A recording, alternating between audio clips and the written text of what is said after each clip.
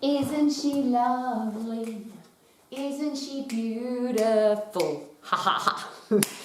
Isn't it interesting that we judge people by the way they look? And we could say they shouldn't, or we shouldn't, judge people by the way they look, but I've got a sneaking suspicion that we do. And I'll just use a couple of examples. If somebody looks fit and they look strong and they look healthy, we probably assume by their appearance that they exercise, they eat healthy food, and they are disciplined, focused, committed to looking after themselves. And we probably make that decision in a very short period of time. The neuroscientists and people that study human behaviour will suggest that somewhere between 0 to 30 seconds, when we see somebody that's looks healthy, they're in great shape, we would make the decision pretty quickly that they probably exercise, they probably eat healthy food, and they're probably disciplined. The reverse of that, if you meet somebody who's got dirty clothes, dirty fingernails, they haven't washed their hair, they've got clothes that look old and ragged, we probably make a decision pretty quickly that that person's not doing very well. I'm going to share something very personal. I have short blonde hair. I've had short blonde hair since I was 12, so I don't know, 50 odd years ago. I decided that my hair, because I was a swimmer, and I had long hair and it used to go green all the time because I was in the pool, I cut my hair off by myself at 12. A hairdresser had to fix it, and I've had the same hair ever since. Now I'm sharing that with you because there's a lot of judgment made on Rowie, me, by my hair. The lady with the short blonde hair. And there's a lot of different, and I won't share with you the ugly things that people have shared with me about my hair. But I have to accept the consequences that people judge me by my hair. They meet me for the first time, and there's a lot of assumptions made of a woman that's got short blonde hair. Now, the reason I'm asking all of us to consider, why do we judge people by the way they look? I would like to do a reverse of that. Is it possible that the way we look is determined by who we are? And whoever we are, we then dress that way, look that way, and then people judge us. Or do we have to accept the consequences that however we decide to dress, however we decide to look, present ourselves, that the world will look at us a certain way? And that's why I use those examples. I have to accept the fact that I've chosen to have this short blonde hair, and there's lots of reasons for that, and I'll just very quickly share personally. I'm a very busy person, and having short hair is just awesome because I don't take any time to do my hair. I don't have to do my hair. I run my fingers through my hair after my shower and it's done. I have blonde hair because I want to learn, and it seems that people like to teach people with blonde hair because there is a definite stigma about if you've got blonde hair, you're not very smart, and I like to learn. So people tend to teach me more because I've got blonde hair, which is the two reasons why I've got short blonde hair. But I have to accept the fact that people will judge my short blonde hair differently than the reasons why I have it. So there's two parts to that. I have to accept the fact that people will judge me by the way I look, but who am I? Who have I decided to be, and doesn't the way I present myself, the way I dress, the way I put my personal body, face, presentation on show, is that a representation of who I am? And the reason this is so important is who am I versus what do I look like, and do they match? And that's a personal question that I'm asking you. And if who you are isn't represented by the way you dress, and the reverse of that isn't, and again, a very personal story, I wanted people to take me seriously as an exercise professional, as a businesswoman, as a professional speaker, but I didn't dress that way. I used to get angry because I would wear really short shorts with my butt cheeks hanging out, and I would have my cleavage hanging out, and I would wear singlets with my arms out, and I would run around in the business world dressed like that, and I was quite annoyed that people would judge me by the way I look and not take me seriously. I had to accept those consequences. Now, I made a very personal decision, and I often share this story because it was really interesting. I was given a very hard kick in the backside, and I think I was about 25, maybe a little bit older. And a very professional, distinguished and sophisticated, more mature man pulled me aside and he said to me, Rowie, if you want people to take you seriously, you're going to have to dress differently. If you have your cleavage out, if you have your ass cheeks hanging out, if you wear little clothes and you keep trying to look like a teenager, yes, you've got a beautiful body, but you have to accept the consequences of dressing that way. And the consequence is that business people won't take you seriously. And he shared with me openly that he had been in a conversation with business people who were joking about me as a person, that she's the blonde-haired girl with her ass cheeks hanging out and she's lovely to look at, but she's obviously dumb and stupid and etc. Now, I'm sharing that with you not because I'm judging those people. They can choose to judge me by the way I dress. I made a decision then that I didn't want to be that person. I wanted to be representative of the 5 words that I've always used, which is tough and fair, positive, stylish, disciplined and professional. Now, my idea of disciplined and stylish and professional has obviously changed because I used to think that because I had ripped abdominals and because I had tight butt cheeks and because I looked great in little clothes, that would prove that I was disciplined. And because I was an exercise professional, having clothing like that would then prove that I was in exercise, until I was shared very openly. And I'm very grateful to that person because they were just sharing me the truth. Rowie, people are not going to take you seriously if you walk around with your ass cheeks hanging out. And I'll reverse the question. If you have somebody in your family who is unwell, maybe they've got coronary heart disease, type 2 diabetes, they've had a stroke, they've got cancer, they've got osteoporosis, they're depressed, and you take them to a professional that can help them with all of those challenges, if that medical professional rocked up into their office with little tight short shorts, a crop top, their ass cheeks hanging out, their cleavage hanging out, and they had short blonde hair, would that be the first impression that would share with you that this is somebody that can help the person that I love with this serious disease? And of course the answer is no. And I share that with you very passionately and openly because I believe that if I'm fit and strong and if I can inspire other people to be fit and strong, they are less likely to get coronary heart disease, type 2 diabetes, osteoporosis, be depressed, have cancer, have a stroke, get Alzheimer's, dementia. Their life will be much better if they're fit and strong. So I believe that my responsibility as somebody who can get people fit and strong is more important than a medical professional, because medical professionals deal with the cure of or the maintenance of disease. Well, I want to be involved in the prevention and the cure. I want people to take me seriously, and that's why I started to dress differently. So am I asking you to dress differently? No. What I'm asking you please to consider is, do we judge people by the way they look? So again, I'll ask the question, if somebody looks dirty and they look unkept, do we think that they're professional? Versus if we see somebody that's dressed beautifully, do they give the impression of being more professional? Just something to consider. But the reverse of that is, what kind of person am I, which would then determine how I dress. And that's, I think, the most important question. Who are you? And then dress that way, present that way. Who are you as a person? What do you want your reputation to be?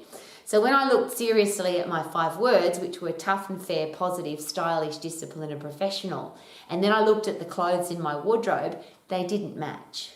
So that's what I'm now asking, is that whoever you are, dress that way, present that way, be that person. Do we get into trouble when we try and pretend? So if you are a casual, relaxed person who likes to wear casual, relaxed clothing, and then you try and wear a suit and pretend to be a professional person wearing a suit, is it possible that it doesn't match?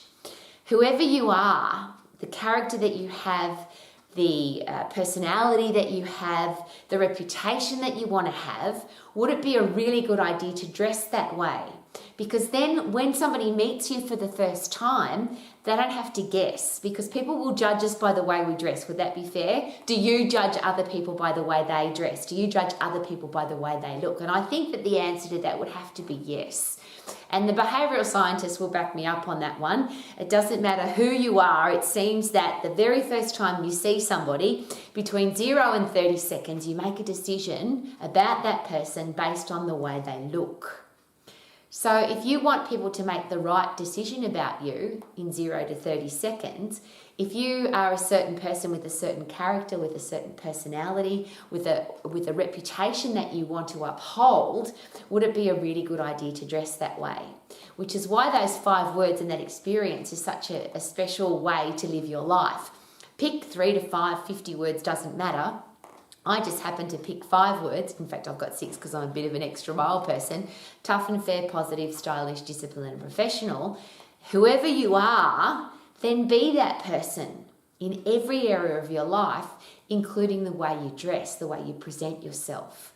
And if whatever your words are, if you don't present that way, is it possible that then people will be confused and or they won't take you seriously?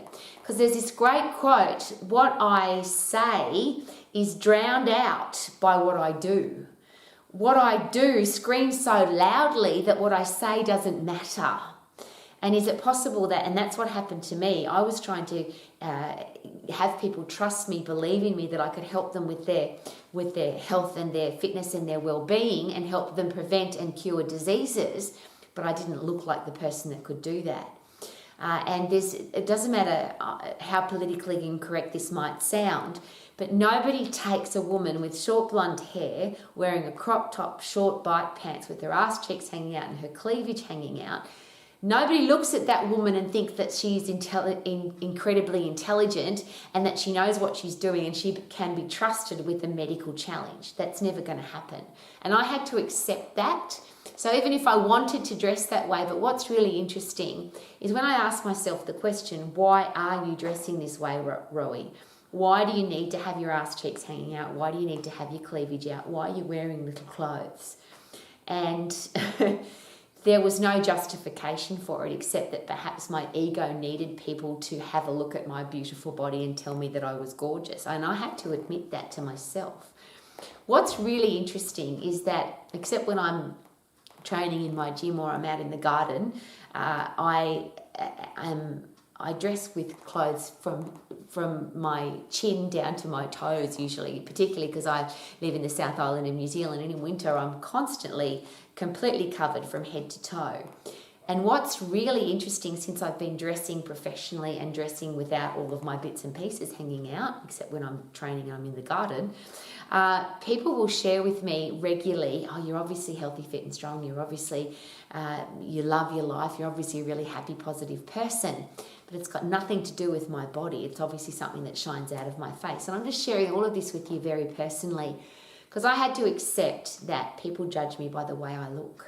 I had to accept the fact that people made decisions about me based on what I was wearing. Now, I still have to accept the consequences of my short blonde hair. I will share with you again, there's 2 reasons I have this hair. It's very quick and easy, and that makes my life so much more simple. And I keep my blonde hair because I want people to keep teaching me. It's interesting, though, that I do have to accept the consequences, because I get a fair few ugly comments about the kind of person I must be or what my life must represent because I have short blonde hair. So I've also had to learn that I have to be tough because sometimes when people judge you by the way you look, that judgment is very ugly. And maybe that's something that we all have to accept, that people do judge us by the way we look. And if we want to dress a certain way, if we're going to look a certain way, we have to accept the fact that people are going to treat us a certain way. At our house, we always have a joke, and this happens every time we watch a movie. If there's a criminal on television, or they're a criminal that's in jail, or they're a bad person, and I'll ask you the question, have you noticed that they always seem to dress those people, the casting and wardrobe of a movie always make a criminal look a certain way? It seems that you usually know what the criminal or the person in jail looks like. They usually have a large number of tattoos. They usually have lots of piercings. They usually have a beard or a moustache. They're the things that tend to make people look like criminals. And we have a joke about that at our house because it seems the world has become very accepting of that particular look. But in a movie, it's still the same. They still make the criminals look like criminals in a certain way. And all I'm asking is please consider that if you want to make an impression, your first impression is the one, you can only make one. That's not just some random quote. We only get one chance to make a first impression. And that first impression, what do you want that to be? Mine was horrible. Mine was people who didn't take me seriously. Mine was people who thought I was stupid.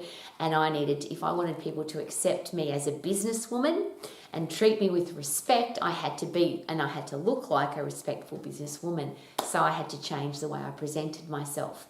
Now that has a lot to do with lots of things. Yes, it's clothing. Yes, it's your posture. Yes, it's the way you hold yourself. Yes, it's your hair, your skin and your nails. And I'll use the example again. If somebody's healthy, fit and strong, is it possible that it shines out of their hair, skin and nails, their teeth, their posture, even if their body's completely covered up? And maybe that's something to consider because that was the other thing I had to think about. Because a lot of people share with me, but people need to know that I'm in great shape because I'm a gym instructor, I'm a personal trainer, or I'm a boot camp instructor, or I'm a yoga instructor. People need to see my beautiful body so that they know that I'm in great shape. But is it possible that if you have a great coat hanger, that all clothes will look beautiful on you? But more importantly, if you are healthy, fit and strong, that will shine through everything about you. You don't have to have your abdominals on show. You don't have to have your ass cheeks hanging out. You don't have to have your cleavage out to prove to the world that you're in great shape. Now, we live in a world now where Instagram and YouTube and the whole social media thing is all about, look at my beautiful body, look at my gorgeous ass cheeks. And I get a bit embarrassed sometimes because I'm an old lady now, and some of the views that we get on Instagram and YouTube and social media, the videos that we get to see are almost pornographic. And again, that's everybody can do whatever they want to. I get that. But do we have to accept the consequences of what that video represents, what people will think of us? And it might be, and I know this because that's how I live my life. People used to tell me how gorgeous I was. Rowie, you were in great shape. And guys used to whistle at me and tell me I was beautiful and ask me out for dinner and all sorts of gorgeous, wonderful things when you've got a beautiful body. But that was the other thing that I wanted to accept about myself, that I didn't want people to love me because of my body. I wanted to love me because of me. So that's a really interesting circle, isn't it? People judge us by the way we look, but is it our character that's more important? Well, what if our character and what we believe in and our core values and our personality shines out in the way we dress and the way we present ourselves? And could that be a beautiful package of being the real you? So here's my last and final question. Who are you? And then be that person. Who are you? And then dress like that person. Who are you? And then live like that person. Because what we do screams so loudly that people can't hear what we say.